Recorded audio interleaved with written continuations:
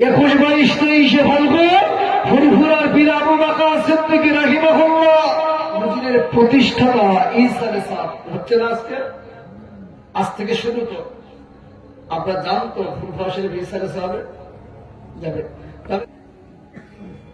তাই ফুরফুরা দরবার শরীফের ঈসা আলাইহিস সালাম আপনারা যাবেন যে ঈসা আলাইহিস সালামের শপথ মুহাম্মদুর রাসূলুল্লাহ এসেছিলেন রূহানি হালাতে, যে ঈসা আলাইহিস সালাম কবরিয়াতে ঈসা আলাইহিস সালাম, যে ঈসা আলাইহিস সালাম আল্লাহর কাছে মনোনীত পছন্দ ঈসা আলাইহিস সালাম, যে তিনের আরসালাতে মুজাদ্দিদুল জামান সহ বসিয়াতে আল্লামা রুহুল আমিন অসংখ্য ভক্ত মুরিদেরা আল্লাহর মেহবুবরা একের পর এক তাশরীফ রাখতেন, বয়ান করতেন যে ঈসা আলাইহিস সালাম লক্ষ লক্ষ মানুষের সমাগম হয়। ঠিক কিনা বলেন? যাবেন আল্লাহর ওলিদের মাজার জিয়ারত করবেন। দরবার শরীফে ঈসা আলাইহিস সালাম যায়, মাজার জিয়ারত করে এদিকে ঘোরাঘুরি করে বাড়ি চলে আসে। ঠিক কিনা বলেন? একটা কিতাব সঙ্গে নিয়ে আসবেন।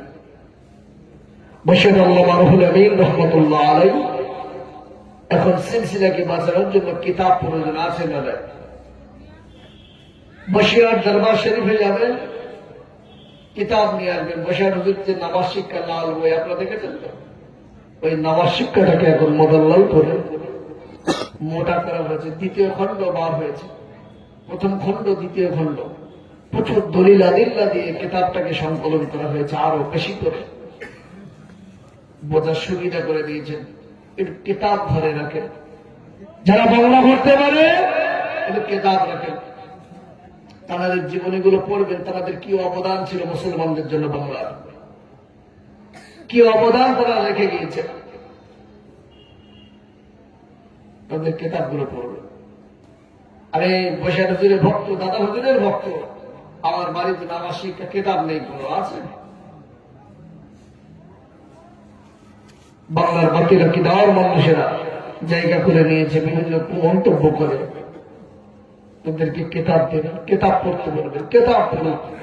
আল্লামা হুজুর মুজাদ্দিদুল জামানের অনুমোদিত কিতাবগুলো রাত দিনকে পানি করে, রাতের ঘুমকে হারাম করে, গায়ের রক্ত পানি করে, দুই হাত দিয়ে করম চালিয়ে বাংলার মানুষের কাছে ইমানি সম্পদ হিসেবে কিতাব উপহার দিয়েছেন। মন খুলে বলুন, একটু মন খুলে বলুন, কিতাব পড়ুন।